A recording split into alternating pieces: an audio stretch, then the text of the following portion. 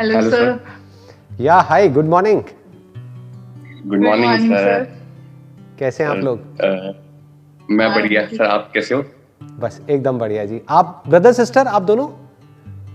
Yes sir. My name is Amit and she is Meenakshi.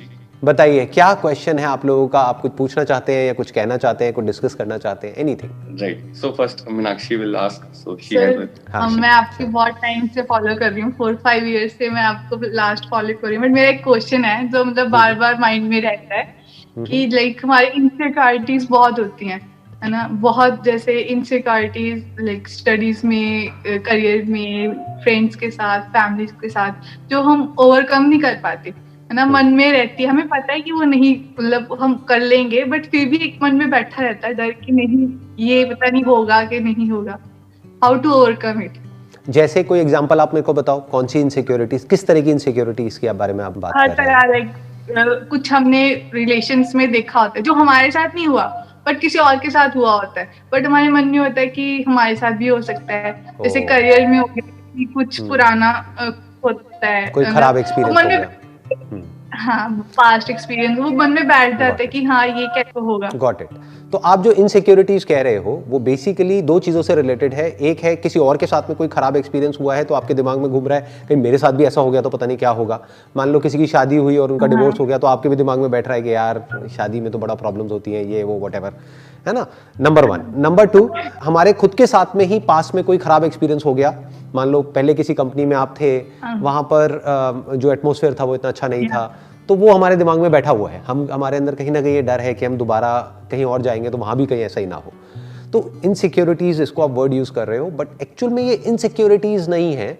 Insecurities actual में जो होती है वो होती है सेल्फ से रिलेटेड। फॉर एग्जाम्पल अपनी लुक से रिलेटेड, या हमारे इंट्रोवर्ट किसी का नेचर है उससे रिलेटेड। तो ये एक्चुअल में इनसिक्योरिटीज नहीं है। ये क्या है? ये हमारी एक नैरो विजन ऑफ लाइफ है कि अगर आप लाइफ को एक्चुअल में बारीकी से ऑब्जर्व करेंगे, अनबायस्ड होकर के, सिर्फ उस पॉइंट ऑफ व्यू से नहीं जितना आपको पता है। मान लो आपकी फैमिली में किसी के साथ कोई खराब एक्सपीरियंस हुआ है तो आप सबको उसी एंगल से देख रहे हो। तो अगर किसी को उस एंगल से देखोगे तो अगर वहां कमियां नहीं भी होंगी तो आपको कमियां दिखने लग जाएंगी। मतलब आप कमियां ही ढूंढ रहे हो। आप समझ गए मेरी बात? जैसे फॉर एग्जाम्पल आपकी फैमिली में किसी की रिलेशनशिप खराब हुई है, किसी ने शादी करी बहुत अच्छा सोच करके और उनके साथ बहुत बुरा एक्सपीरियंस हो गया, तो अब आप किसी और की भी लाइफ को अगर देखोगे ना, या उनकी लाइफ में ताक झांक करोगे, तो आप यही ढूंढने की कोशिश करोगे कि शायद इसमें भी कुछ ऐसा ही होगा। ऐसे ही होता है ना? हाँ, हम उसमें भी कमियां ढूंढने लग जाते हैं। जबकि एक्चुअल में क्या है, अगर अनबायस्ड होकर के आप देखो, यानी जो भी पास्ट है उसको छोड़ करके आप एज इट इज देखो, तो आपको ये मेरी बात समझ आएगी कि लाइफ में कितना अच्छा हो सकता है उसकी भी कोई लिमिट नहीं है। यानी एक रिलेशनशिप कितनी अच्छी हो सकती है उसकी कोई लिमिट नहीं है। मतलब रिलेशनशिप ऐसी भी हो सकती है कि आप आज जो भी हो आप उससे बहुत ज्यादा स्ट्रांग हो जाओ। ऐसी भी रिलेशनशिप्स होती हैं। और ऐसी भी होती हैं कि जो आप में थोड़ा बहुत कॉन्फिडेंस होता है वो भी खत्म हो जाएगा, मतलब आप बिल्कुल ही टूट जाओगे। ऐसा भी होता है। जॉब अच्छी भी होती है, वर्क एटमॉस्फेयर बहुत अच्छा भी हो सकता है किसी जॉब में, बहुत बुरा भी हो सकता है। आप समझ गए? हेल्थ कितनी अच्छी हो सकती है उसकी भी कोई लिमिट नहीं है, अगर आप अपनी हेल्थ के ऊपर काम करते हो। कितनी बुरी हो सकती है उसकी भी कोई लिमिट नहीं है। तो लाइफ में ये पूरा का पूरा एक स्पेक्ट्रम है।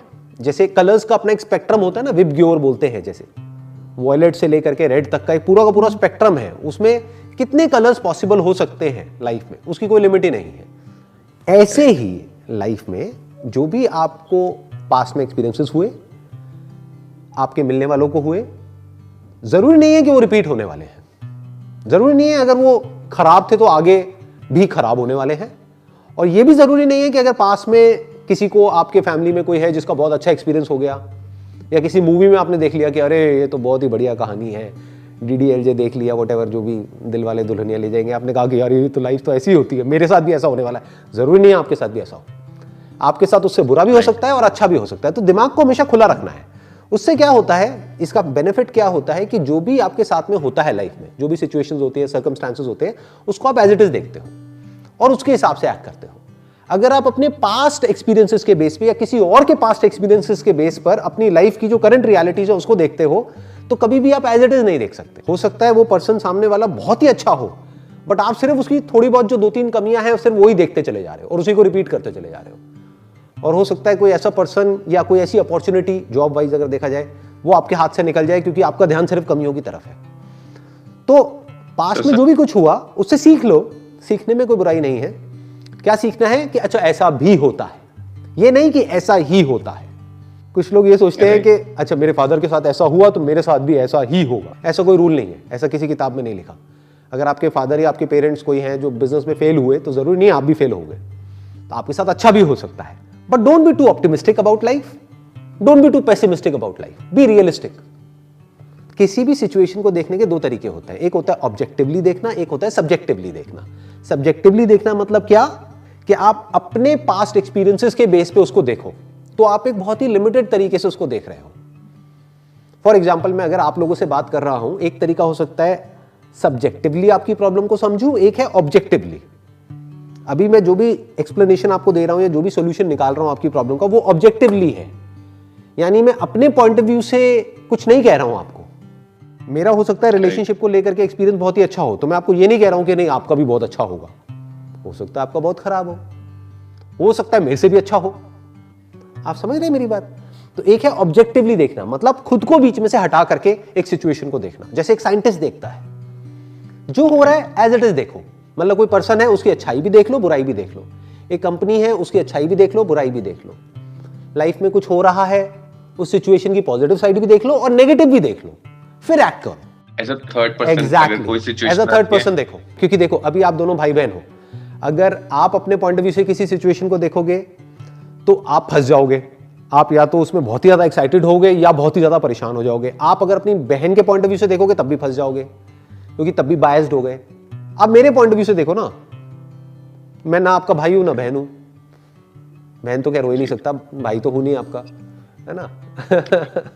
तो मैं कैसे देखूंगा उस सिचुएशन को? एज इट इज आप अगर बताओगे भी अपनी कोई बहुत बड़ी प्रॉब्लम, आप या तो बहुत बड़ा करके बताओगे, यही प्रॉब्लम होती है ना, ऐसा होता है ना। तो आप जैसे ही बताओगे तो मैं मेरे पे उसका फर्क नहीं पड़ेगा, मैं कहूंगा हाँ है तो है, क्या है इसमें, अब इसका ये सोल्यूशन है, खत्म। एज अ थर्ड पर्सन देख लो। इसी से मेरा मतलब सेकंड क्वेश्चन भी कनेक्ट हो गया है मेरा। तो लाइक अभी हमारे पास सिचुएशन आती है तो always there is a thing कि हमें डिसीजन लेना पड़ेगा। मे बी अगर हम एज अ थर्ड पर्सन भी देख रहे हैं तो हमें डिसीजन लेना पड़ेगा, राइट, कि क्या सही है और क्या गलत है। तो वो चीज कैसे इम्प्रूव करी जाए, और मतलब एक तो डिसीजन मेकिंग कैसे इम्प्रूव करी जाए खुद की, ऐसी कौन सी हैबिट्स हैं हमारी हमें अडॉप्ट करनी चाहिए कि हमारी डिसीजन मेकिंग बहुत अच्छी हो जाए, क्योंकि लाइफ में ये चीज बहुत जरूरी है। हाँ। और एक चीज है कि जैसे हम मैंने अभी रिसेंटली आपकी एक वीडियो देखी थी as a man thinketh के ऊपर, बुक समरी थी, तो वो मुझे बहुत अच्छी लगी। और मैंने देखा कि आप जैसे उसको समझते हो, राइट, एक एक लाइन को, and how you observe the things, तो वो चीज हम लोग कैसे इम्प्रूव कर सकते हैं अपनी लाइफ में, कि हम भी किसी चीज को देख रहे हैं तो या किसी सिचुएशन में हैं तो कैसे इम्प्रूव करें उस चीज को कि हम ज्यादा अच्छे से समझ पाए। कुछ भी समझने का लाइफ में जो सही तरीका है ना, वो एक ही है कि आपको बिल्कुल प्रैक्टिकल होकर के समझना पड़ेगा, इमोशंस को बीच में नहीं घुसाना है। अब ये बात सुनने में कुछ लोगों को अजीब लगेगी, वो कहेंगे क्या इसका मतलब इमोशनल ना हो, हम सामने वाले की केयर ना करें। मैंने ये कब कहा? मैं ये कह रहा हूं कि आपको इमोशनल होकर के कोई भी डिसीजन नहीं लेना है, क्योंकि वो डिसीजन गलत होगा। क्यों गलत होगा? इमोशंस दो ही होते हैं, उसके अलावा कोई तीसरा नहीं है, बाकी सब उसके सबसेट्स हैं, यानी उसी के नीचे आपको और मिलेंगे। वो क्या होते हैं? एक डिजायर, एक fear. Desire for pleasure, fear of pain. ये प्लेजर और ये पेन फिजिकल हो सकता है, साइकोलॉजिकल हो सकता है, या किसी रिलेशनशिप से रिलेटेड जिसको इमोशनल बोलते हैं वो हो सकता है। बट ये हमको हमेशा फंसाता है। जो लोग बोलते हैं ना कि मेरा मन कर रहा है ये करने का तो मैं वो ही करूंगा, बेवकूफ है वो लोग। मन तो कुछ भी करता है। या फिर बोलते हैं मेरा मन नहीं है ये करने का तो मैं नहीं करूंगा, मेरा मन नहीं है एक्सरसाइज करने का, मेरा मन नहीं है सुबह उठने का, मैं तो वो करूंगा जो मेरा मन है। मरेगा वो, फंसेगा। मन तो कुछ भी कर सकता है, ये मन ही तो मारता है।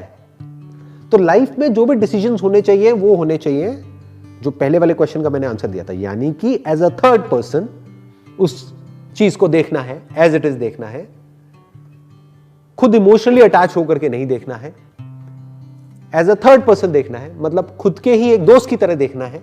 वो दोस्त जिसको कोई फर्क नहीं पड़ता कि आपका ब्रेकअप हुआ है, उसको अपनी दारू की पड़ी है। सही कह रहा हूं, गलत कह रहा हूं? यानी जो भी लाइफ में डिसीजन लेना है, अपने आप को बीच में से हटा दो, एज अ थर्ड पर्सन अपनी उस लाइफ को देखो बिल्कुल प्रैक्टिकल होकर के कि भाई इसमें क्या करना चाहिए, तो आपको अंदर से आंसर मिलेगा, अच्छा ये करना चाहिए। जैसे डॉक्टर है, अगर उसको अपनी ही बेटी का ऑपरेशन करना है तो उसके हाथ कांपने लग जाएंगे, बट अगर किसी और की बेटी का करना है तो उसको कोई फर्क नहीं पड़ेगा, 1 मिनट में करेगा, काम खत्म। 1000 बार पहले भी कर चुका है वो, फटाफट से करेगा, काम खत्म, और वो सही होगा ऑपरेशन। ठीक है, आई होप आप दोनों के क्वेश्चंस के आंसर्स आप लोगों को मिल गए हैं। यस सर, बहुत ही साफ अच्छे सा लगा, और मतलब बहुत क्लैरिटी आई है सुन के। बहुत thank you so much, most welcome जी, Thank you. And wish you all the best आप दोनों को। Thank you sir. Pleasure. I hope हमें और ऐसी बुक समरीज मिलती रहेंगी, क्योंकि मेरे को बहुत अच्छा लगता है आप जब समझाते हो चीजों को बहुत डीप तरीके से, तो वो चीज सुन के बहुत अच्छा लगता है। तो आई विश कि हमें और दिखे ऐसी बुक समरीज, और मतलब ऐसी चीजें और मिलती अरे बहुत रहेंगी कुछ मिलेगा अभी आपको, आप चिंता क्यों कर रहे हो, मेरे पास पूरा का पूरा पता नहीं क्या क्या है अभी तो जो आपने देखा है मेरी वीडियोस में वो तो कुछ भी नहीं है, अभी तो बहुत कुछ और होना बाकी है जी, देखते जाओ आगे आगे होता है क्या। चलिए जी, ओके जी, thank you so much. Thank you.